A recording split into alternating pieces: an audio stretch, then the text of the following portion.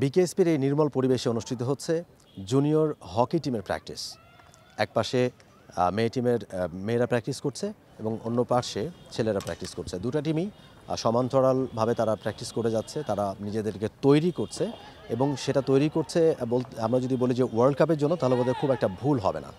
ঠিক আমার পেছনে যে টিমটাকে আপনারা দেখতে পাচ্ছেন, ছেলেদের টিম, জুনিয়র টিমটা, তারা কিন্তু এই বছরের গত জুন মাসেই তারা সিঙ্গাপুর থেকে এইচএফ কাপের চ্যাম্পিয়ন হয়ে এসেছে, আনবিটেন চ্যাম্পিয়ন হয়ে তারা এসছে এবং মেয়েদের টিমটা রানার্স আপ হয়েছিল এবং সেখানে তারা কোয়ালিফাই করেছে। ওই টুর্নামেন্টে এইচএফ কাপে তারা কোয়ালিফাই করেছে এশিয়া কাপের জন্য, যেই এশিয়া কাপ অনুষ্ঠিত হতে যাচ্ছে ওমানে। নভেম্বর থেকে খেলা শুরু হয়ে যাবে, সেখানে কম্পিটিশন শুরু হয়ে যাবে ওমানের মাস্কাটে এবং সেই ওমানের মাস্কাটে এশিয়া কাপে যদি তারা ভালো করতে পারে, সেখান থেকে তারা কোয়ালিফাই করবে জুনিয়র ওয়ার্ল্ড কাপের জন্য। বসুন্ধরা টিস্যুতে ছাড়ের ছড়াছড়ি। বসুন্ধরা টিস্যু নিয়ে এলো নিশ্চিত ছাড়।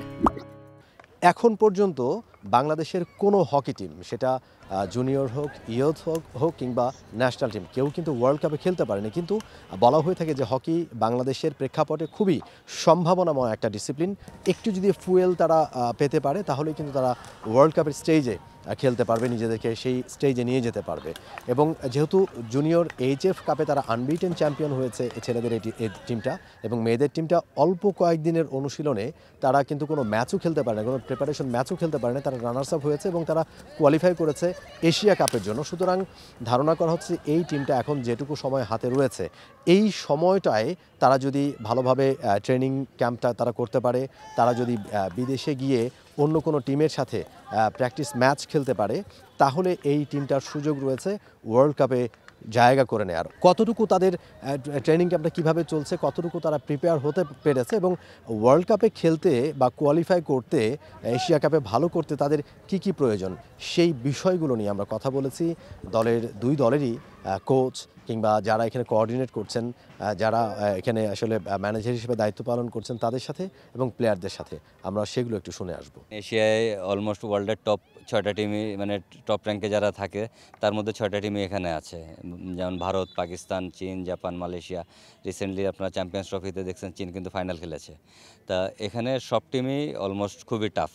সুতরাং আমাদের টার্গেট থাকবে যে আমরা যাতে এগুলোর সাথে ভালো খেলি এবং মূল টার্গেট যেটা, আমরা একটাই ফোকাস আমাদের যে আমরা ওয়ার্ল্ড কাপে যাব, সেই অনুযায়ী আমরা কাজ করে যাচ্ছি। আমরা একটা স্বপ্ন নিয়ে কাজ করতেছি, এটা হলো ওয়ার্ল্ড কাপ খেলবো।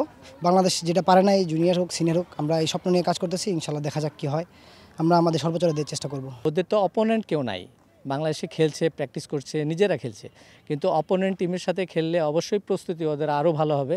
আমরা যদি এরকম হইতো যে বাহির থেকে একটা টিম পাইতাম খেলার মতো, তাহলে আমাদের এই দিক দিয়ে একটু ভালো হতো, যে না আমরা আমাদের পারফরমেন্সটা বুঝতে পারতাম যে আমাদের পারফরমেন্সটা কতটুকু আছে, আর এশিয়া কাপে যাইতে হলে আমাদেরকে আরও কতটা আপ করতে হবে। ট্রেনিং ক্যাম্পে বাংলাদেশের প্রেক্ষাপটে যতটুকু ফ্যাসিলিটিস দরকার, যতটুকু সুযোগ সুবিধা দরকার, বিকেএসপির এই অ্যারেনাতে তারা কিন্তু সেটার পূর্ণাঙ্গ ব্যবহারটাই তারা করতে পারছে। এখানে টার্ফ রয়েছে বা অন্যান্য যে জিম ফ্যাসিলিটিস রয়েছে, সেগুলো সবই কিন্তু তারা পাচ্ছে।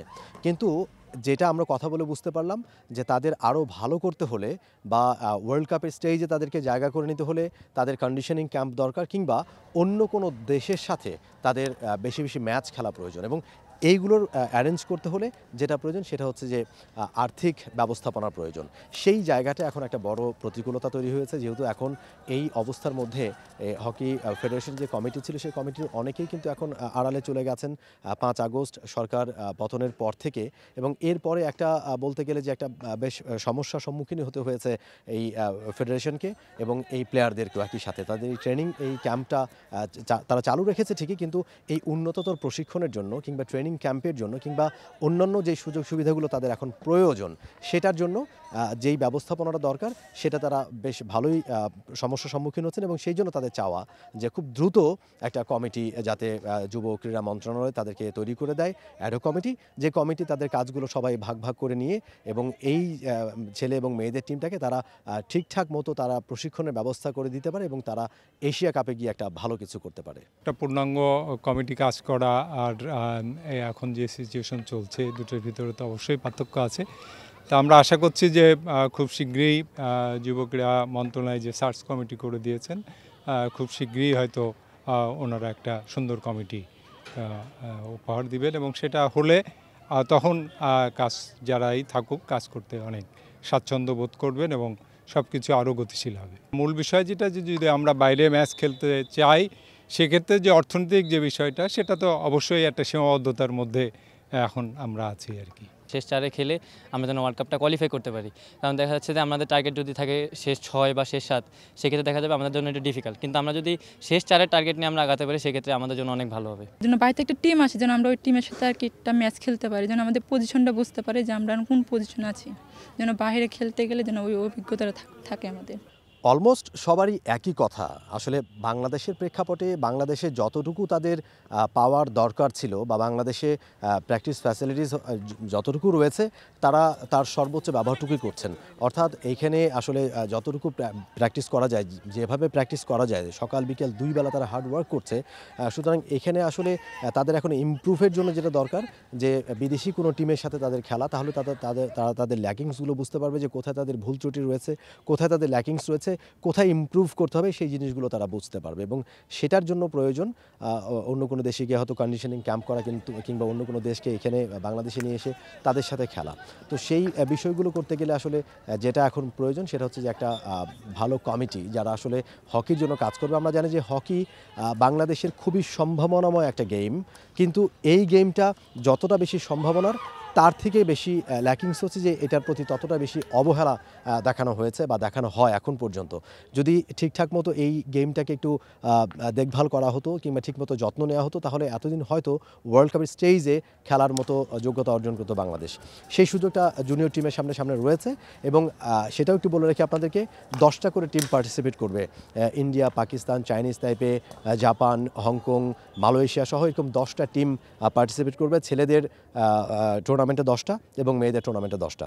যারা বেস্ট 6-এ থাকতে পারবে তারা ওয়ার্ল্ড কাপের জন্য কোয়ালিফাই করবে। এবং সেখানে যেহেতু ইন্ডিয়া হোস্ট করবে জুনিয়র ওয়ার্ল্ড কাপ, সেক্ষেত্রে কিন্তু বাংলাদেশের জন্য আরও একটা ভালো দিক হতে পারে যে হোস্ট কান্ট্রি তারা কিন্তু অটোমেটিক চয়েস, অর্থাৎ বাংলাদেশের যে 6টা মানে 6ষ্ঠ হতে হবে, সেখান থেকে ইন্ডিয়া যদি সেই 6 নম্বরে থাকে ইন্ডিয়া কিন্তু সেখান থেকে বের হয়ে যাবে।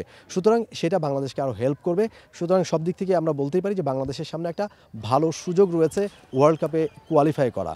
তবে এখন তাদের যেই নিডসগুলো আমরা শুনলাম, যেই প্রয়োজনগুলো আমরা জানলাম, যে তাদের এই যে নিরবচ্ছিন্ন অনুশীলন ক্যাম্প, ট্রেনিং সেশন, এর পাশাপাশি অন্য কোনো টিমের সাথে খেলে নিজেদেরকে আরও ভালোভাবে তৈরি করা, অন্য কোনো দেশে গিয়ে কন্ডিশনিং ক্যাম্প করা, তাহলে বাংলাদেশের একটা ভালো সম্ভাবনা তৈরি হবে ওয়ার্ল্ড কাপে খেলার। এবং এই আপকামিং এশিয়া কাপ যেটা ওমানে হতে যাচ্ছে মাস্কাটে, সেখানে তাদের আরও ভালো করার এবং সেখানে ভালো করেই তারা জুনিয়র ওয়ার্ল্ড কাপে খেলতে পারবে। Momin Rohan, T sports, BKSP, Savar. For more updates, subscribe to our YouTube channel and click on the bell icon. Follow us on Facebook and Instagram. Download T Sports app to enjoy exciting games and highlights. Visit tsports.com.